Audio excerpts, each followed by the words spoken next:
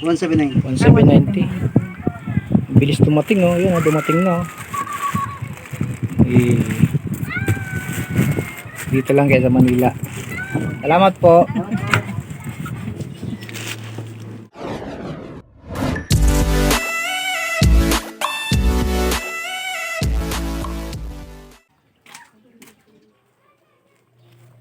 Yun mga kailaw, nandito na nga po pala yung in-order ko na parts.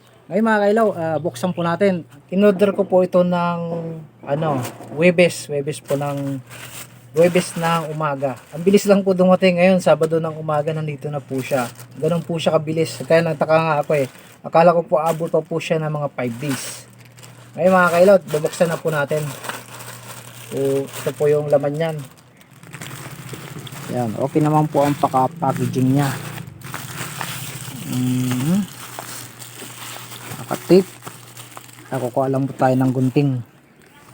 So, mga kailaw, first time ko po mag-unboxing.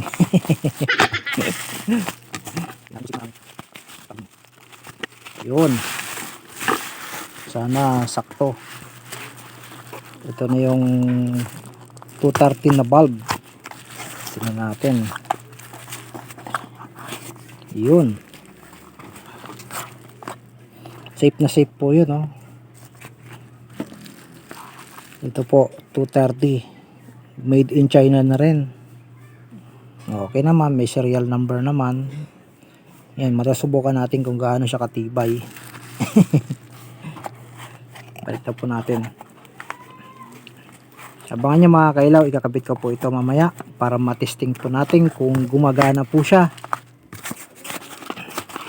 Tingnan naman natin ang igniter. Ito ang igniter niya.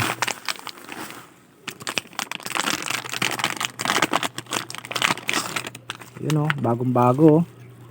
Pang 230 nga ito. Yan, ito yung heatsink. Kasi pag hindi po heatsink yan, tas straight lang na parang bakal, pang 200 lang po yun. Ito pang 230 po ito, balas. Yun. Okay, kakabit na po natin mga kailaw itong bulb nya para matesting na po natin.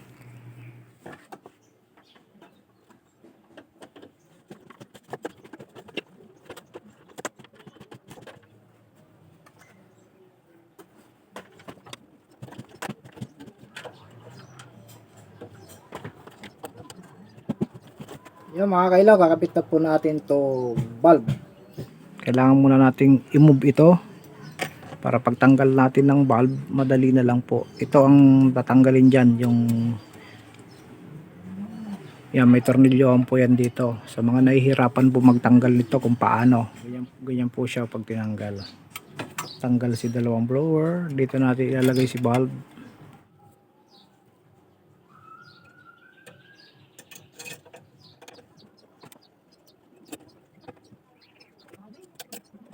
Mga kailaw, naikabit ko na po ang bulb.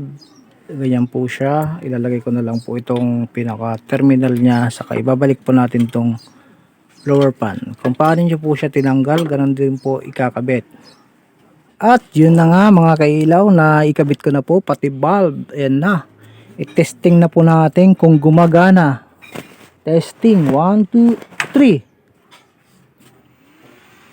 3. Tingnan po natin kung gumagana po siya. Resetting.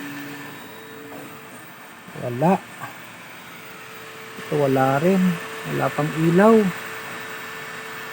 Bakit kaya? Baka naka-off pa yung ano niya, bulb. Loading. Focus motor okay. Yung program niya. Ang problema natin, hindi pa umilaw. Hintayin lang po natin. Sandali lang po mga kailaw.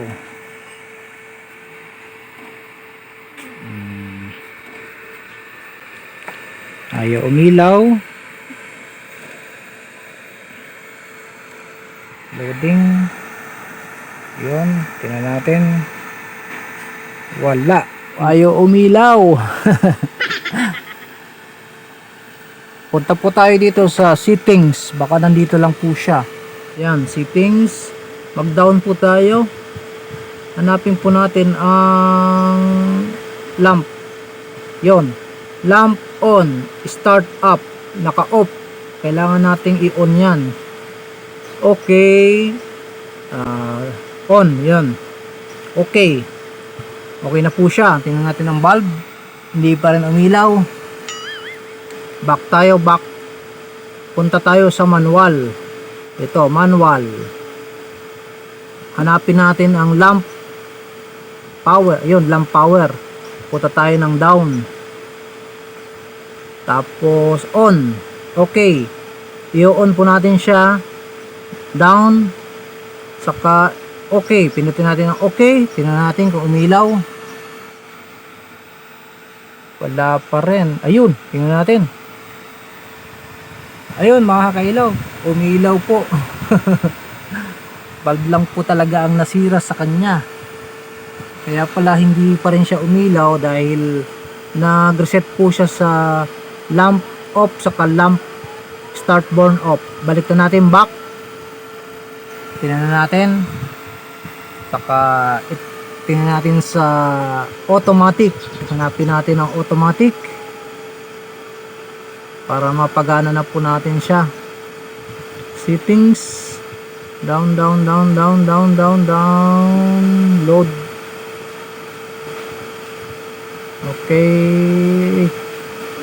Yan. Up, up, up, up, up, up, up. Hanapin natin si DMX. Yun. Run. Mode. Okay. Down. Lagyan natin sa yan. Auto 4. Okay. Tapos back. Tingnan natin ang moving heads. Yan mga kailaw. Umilaw na po siya. Yung binili ko pong bulb sa Shopee, okay po siya, gumagana. Ito po, na-testing po natin. Karating lang po ng bulb, kinabit ko po kaagad. Sure po siya na gumagana po siya. Kaya good po ang bulb na nabili ko. Saka itong moving heads po mga kailaw, okay na rin po siya, gumagana na rin.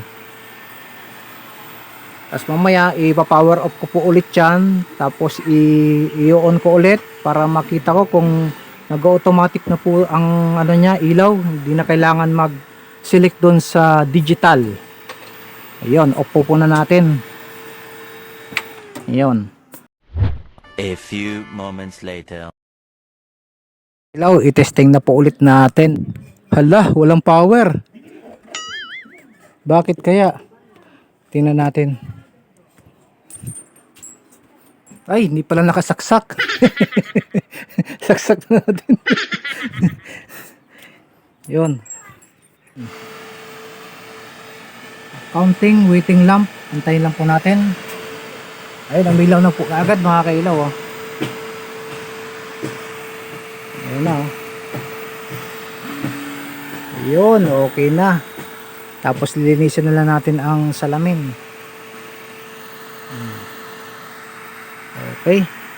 Yun mga kailaw, at kapag mayroon po kayong beam, ayaw umilaw, pwede pong bulb or igniter. Kapag napalitan nyo na ng bulb, kagaya kanina, pinalitan ko po ng bulb, hindi siya umilaw.